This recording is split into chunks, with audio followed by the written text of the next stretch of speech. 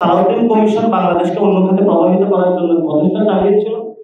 ঐক্যমত কমিশন ছিল, তো এটা মাঝখানে সালাউদ্দিন কমিশন হয়েছিল। এখন আমরা ঐক্যমত কমিশনের মেরুদণ্ড ফিরে এসেছে, এখন আমরা এটাকে আমরা ঐক্যমত কমিশন বলতে পারি। এটা কোনো দলের জন্য নয়। সালাউদ্দিন কমিশনে জুলাই সনদ বাস্তবায়ন কি হবে সেটা নিয়ে তারা কোনো আলোচনা করেনি। তারা আপনি বিবাহের আয়োজন করলেন, বিবাহ হবে, কিভাবে হবে, কবে হবে, কাবিন নামায় কে সাইন করবে, এগুলো নিয়ে কোনো কথা বলবে না। তো এই জন্য সালাউদ্দিন থেকে ঐক্যমত কমিশন তার মেরুদণ্ড পেয়েছে, এই জন্য আমরা কমিশনকে ধন্যবাদ জানাই। আর আমরা এনসিপির পক্ষ থেকে এই দাবিগুলো জানাই। ঐক্যমত কমিশন এই যখন সাইন করেছিল পার্লামেন্টের সামনে স্বাক্ষর অনুষ্ঠানের পরে, তারা দীর্ঘদিন ধরে বাংলাদেশে যারা এক্সপার্ট, বিদেশি যারা এক্সপার্ট, তাদের সাথে বসেছে, আহত ফ্যামিলির সাথে বসেছে, শহীদ ফ্যামিলির সাথে তারা বসেছে, তাদের থেকে দাবিগুলো এসেছে। আমরা এনসিপির পক্ষ থেকে রাজনৈতিক জায়গা থেকে সালাউদ্দিন কমিশন বাংলাদেশকে অন্য খাতে প্রভাবিত করার জন্য প্রচেষ্টা চালিয়েছিল।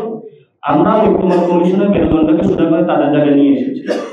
আমরা সরকারকে বলেছি যে আপনারা সালাউদ্দিনের কমিশনের মধ্য দিয়ে যান, তাহলে আহত শহীদ ফ্যামিলি যারা হয়েছে তাদের সাথে গাদ্দারি করা হবে। আমরা এনসিপি জনগণের যে রাজনীতি সেটাকে সঠিক পথে নিয়ে এসেছি।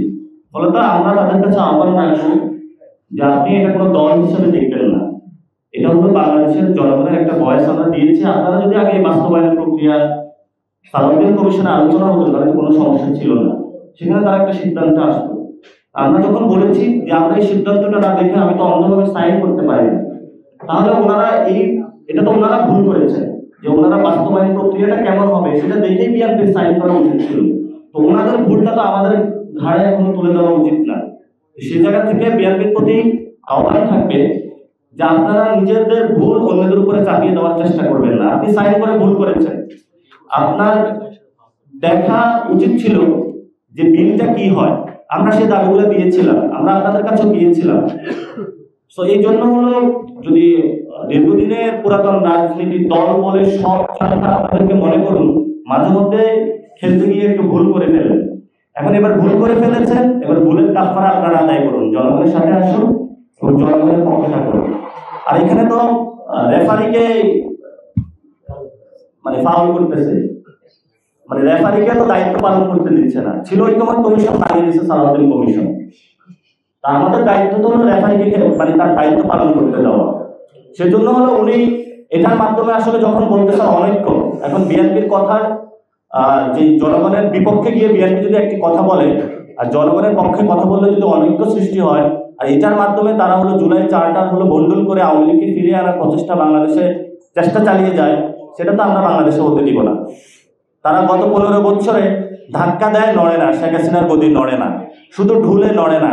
কারণ এই দিনের বেলায় গদি হলো ঢুলাতো, রাতের বেলায় আবার গিয়ে হলো গদিটা ঠিক করে দিত। রাতের অন্ধকারে গিয়ে সবার সাথে আবার কম্প্রোমাইজ করতো, ব্যাংক বাণিজ্য থেকে শুরু করে বাংলাদেশ সবকিছুই তো তাদের অবস্থানগুলো ছিল। তা আমরা দিনও গদি ঝুলিয়েছি, রাতের বেলায় হলো গদি নাড়া দিয়েছি, এই জন্য গদিটা হলো সটকে গেছে।